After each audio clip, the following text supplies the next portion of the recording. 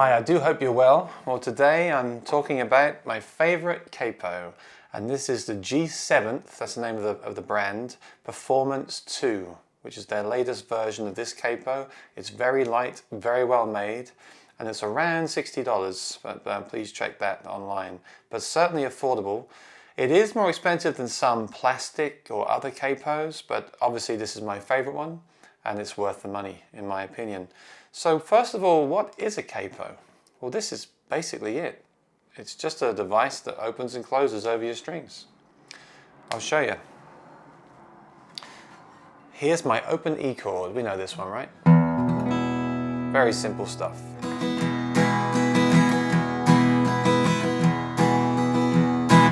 Well, what happens if I put the capo on the first fret here? And you want to put it as close to the fret as you can, basically touching it, and kind of finger tight grip, in my opinion. Oh, it's gotten higher, right? It's an F. All that capo is doing is barring the first fret strings here. There.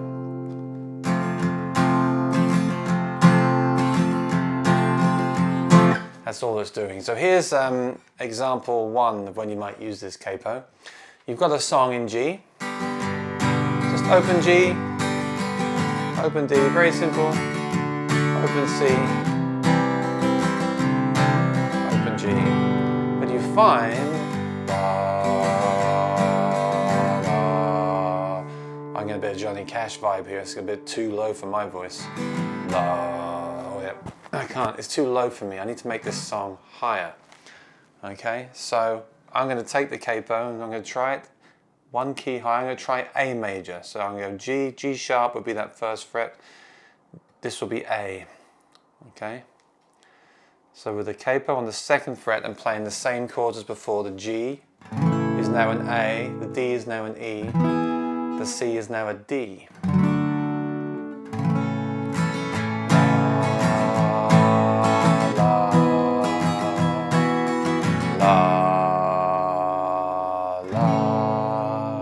Okay, it cuts much better, it's more in my range, it's good, right? So that's the first example. You can change a key with the capo and still play the same chords. It's a bit like when I was a child, I had the Casio keyboard with the transpose button. That's basically the transpose button for the guitar, if you like, a way to explain it. Okay, another example is what's called a partial capo. Now, I don't own a partial capo. What it does is it only presses down some of the strings, and you get some really cool, interesting tunings with that. Great for songwriting.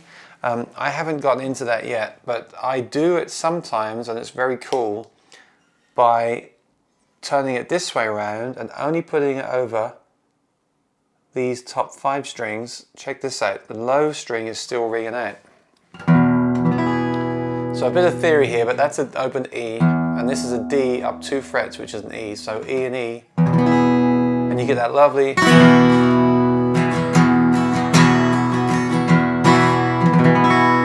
bass sound, okay?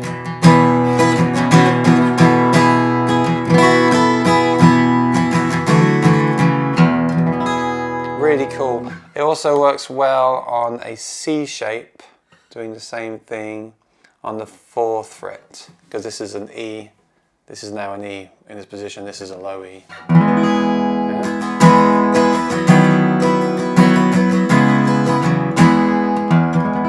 That's cool. So that's partial capoing. Another thing is arrangements. If you're in a band with 2 guitarists, it's not always a great idea. In fact, I'd say it's never a great idea for both guitarists to play the same shape. So if guitar 1 is playing this, open A, and guitar 2 is playing this, open A, you get the same chord, right? Now, guitar 1 should certainly play open A. Try guitar 2 having a capo on the 2nd fret and playing a G, which is an A. Get different voicing.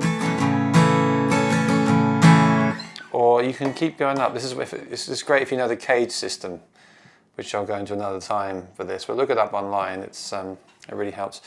For example, up here on this fret here, I play a C shape. Oh yeah, that's an A. That's another A. So if one guitar is playing this A, and another guitar is playing this A, you get the two different sounds at once. Sounds really cool, sounds big. Great for recording as well. Now, you know, I've met a few guitarists, especially electric guitarists, that say that a capo is cheating. They say you shouldn't need to use it. You can play without it. So, for example, if I'm playing G and I capo it up and play a G so I get that A I mentioned before, they'll say, no, just play an A. Just transpose it in your head, play the A. Yeah, but what if I want that voicing? What if I want that particular order of notes? Which is, I'll tell you what, this is really hard. This is a great exercise. Do the capo with your finger, bar an open G chord.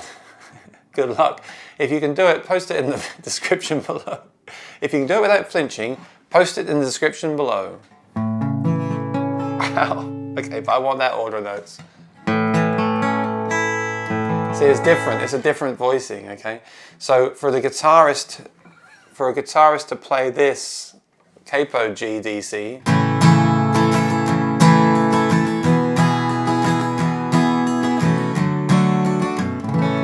okay? Yeah, you can do it. You can do it if you think it's cheating, but you have to do this. Ow. And then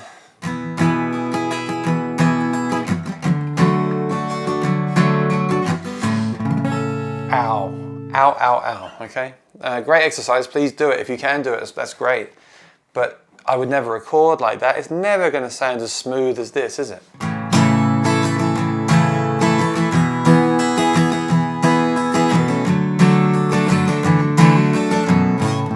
It's never. And I tell you what, a song like this could never have been written without a capo.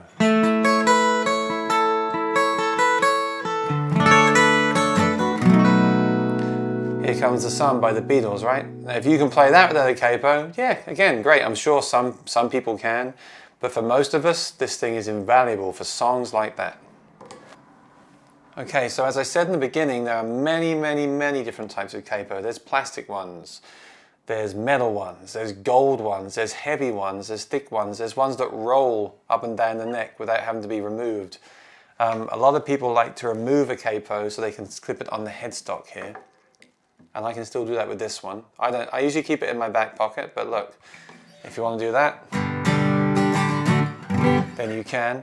Please don't leave it on there when it's in your guitar case, because sometimes these rubbers and finishes here can leave a mark on the finish of your guitar.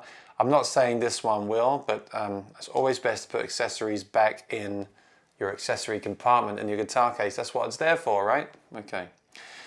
So this is great. It feels really well made. I've had it for years and it hasn't broken on me. The only time I've ever had a problem is when I lost one. So please always make sure you don't leave this behind at a gig, because they are, you know, they're not cheap. I have two in case I do leave one, or I've forgotten one at home or something, left one at home. So I recommend having two, one in your guitar case and one in your gig bag or cable bag. It works really well. Another thing with capos is some of them clamp down by themselves. This one you have to apply the pressure yourself. The danger with the ones that clamp down is they can clamp so hard that the strings all go sharp and out of tune.